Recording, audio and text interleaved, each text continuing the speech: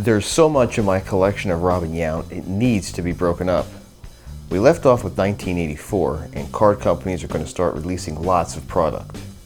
After the 1984 season, Robin underwent shoulder surgery, and his future in baseball again was in doubt. But he pressed on and changed his defensive position from shortstop, where he gained a Gold Glove in 1982, to center field. 1985 General Mills of Canada stickers were packaged in panels of 2, wrapped in cellophane, and available in boxes of Cheerios cereal. 30 players were highlighted, the stickers measuring 2 3/8 by 3 3/4 inches. The plain-backed items had no numbering system and no logos. The experiment lasted just the 1 year.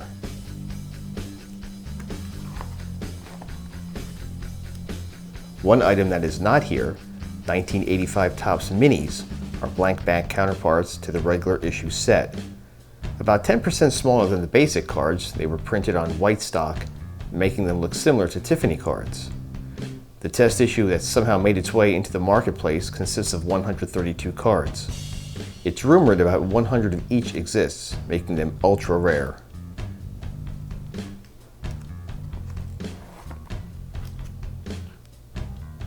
Dorman's Cheese inserted 10 different 2-card panels into packages of their American Singles brand in 1986.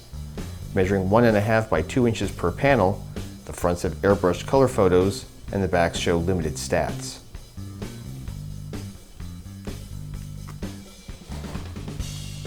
For the first time since 1971, Topps experimented with tattoo strips in 1986.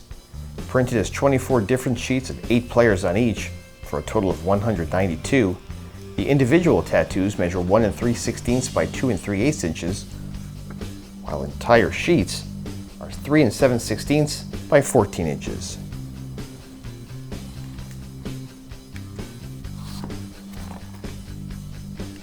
'86 Sports Flicks comes with a variation that makes it almost, if not as tough as the '85 Mini. Some examples have a New York Yankees logo printed on the reverse where the Brewers logo should be.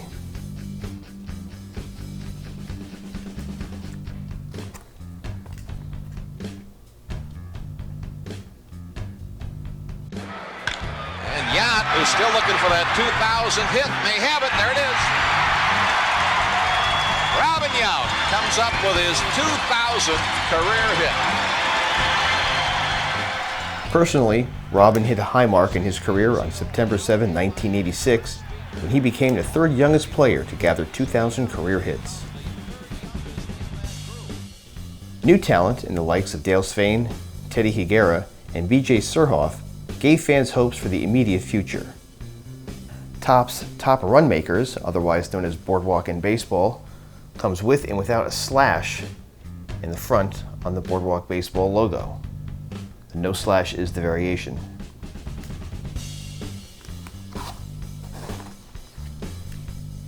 In 1987, General Mills returned to produce booklets featuring 6 panels with 10 players in each. 4 were grouped showing players by division, and the other 2 featured players on the Expos and Blue Jays.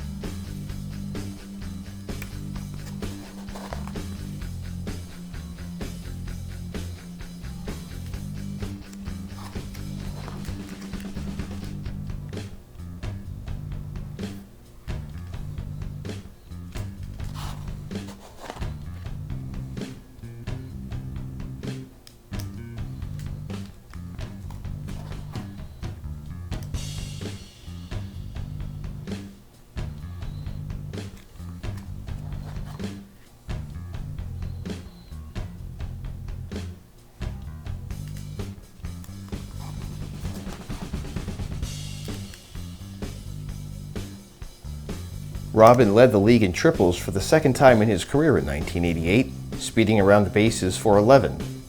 He led the American League in the same category with 10 in 1983.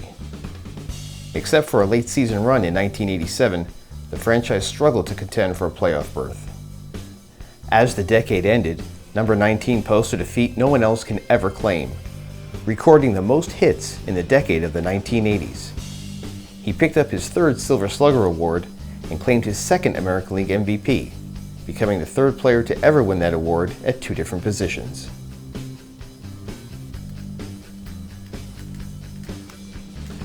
The 1990 Bowman sweepstake entry insert can be found with one or two asterisks on the back's bottom left corner.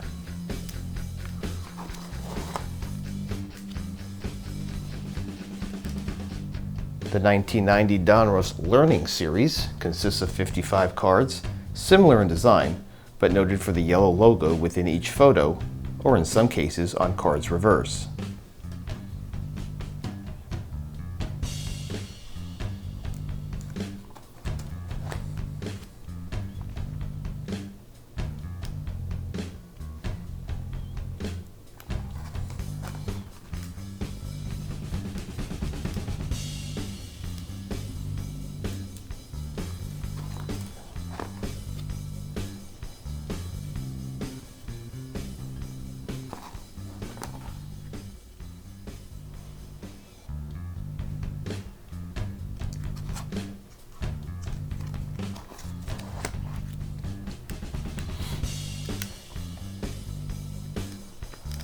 On the bottom right, the 1991 Donruss is found, like most from the set, with or without a dot on the back after ink within the copyright info.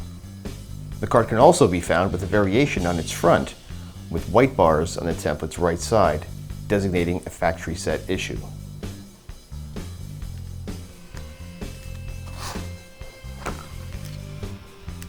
(1991) Fleer is known to have the photo shifted slightly to the right, cropping the tip of his bat.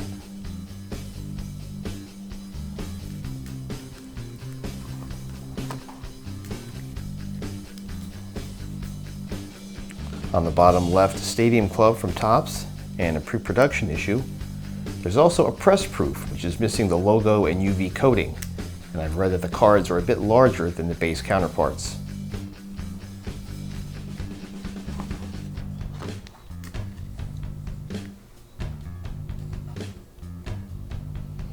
(1991) Topps Tiffanys, and Desert Shield. Desert Shield was a parallel set to be distributed to troops serving in the Gulf War. Many of the over 6,000 sets never made it out of the country. The gold foil logo on each card's upper right corner can be easily faked. A way to check to see if you have a real one is looking at the tree's bottom left branch. It should point between the letters R and A in the word operation. Take note of how close the palms are in relation to one another.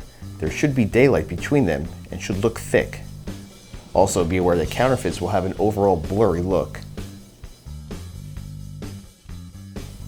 Robin making a cameo on the back of Scott Fletcher's 91 Upper Deck card.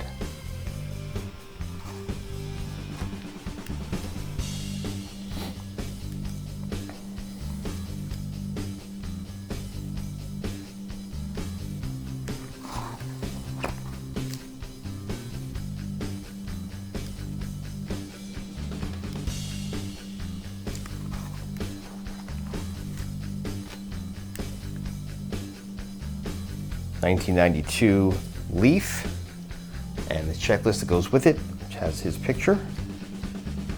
And at the bottom, the black gold and the preview, otherwise known as gold leaf stars. And there are checklists for all three.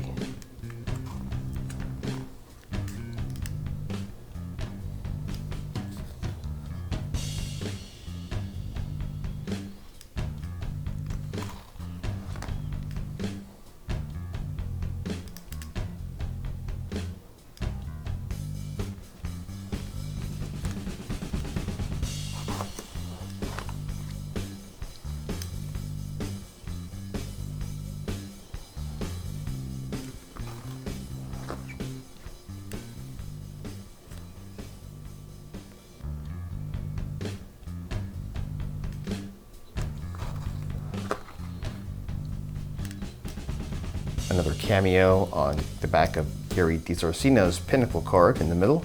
The 0-1 pitch. Swings, and there it is! A base hit into right center. He's done it. 3,000 for Robin. On September 9, 1992, playing in front of his home crowd, Robin smacked a 7th inning single off Jose Mesa of the Orioles. In doing so, he became the 17th player to reach 3,000 career hits, and again, the 3rd youngest player to achieve an amazing milestone.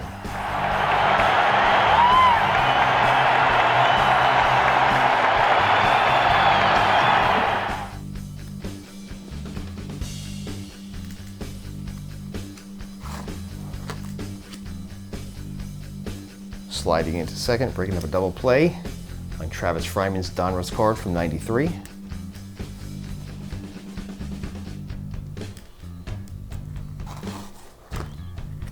And doing the same with Lance Blankenship on the Leaf card on the top right.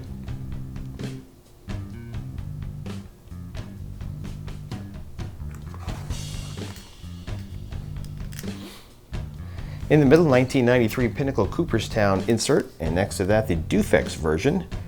Dufex is a process where images are printed onto foil wax paper, pressed, and then hand engraved after the ink dries. The Dufex cards from Pinnacle are out there, but us PCers love to hold on to them.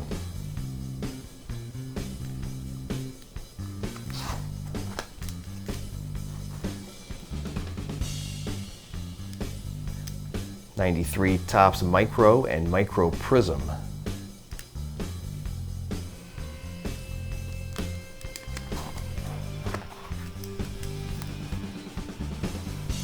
Topps Stadium Club, first day stamp on the upper left.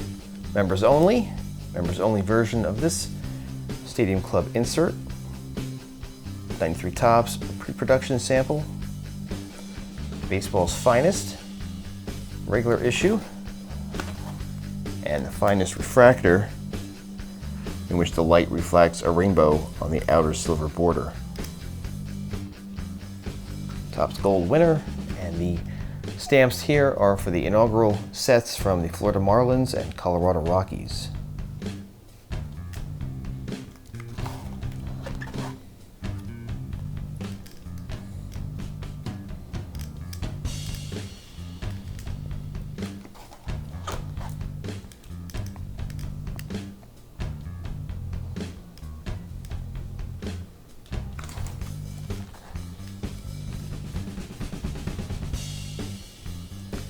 Church's Chicken gold foil variation, Donruss rainbow stamp, and the regular and rainbow on his cameo of Pudge Rodriguez.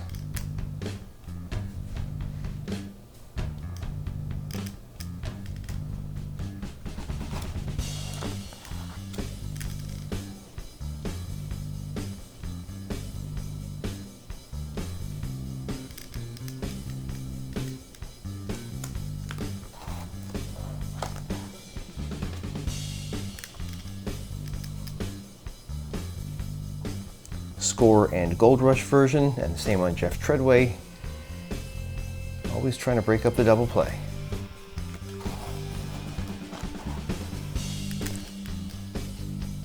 '94 Topps Stadium Club on the upper right, and in the middle row, first day issue, gold rainbow behind his last name, and the members only stamp.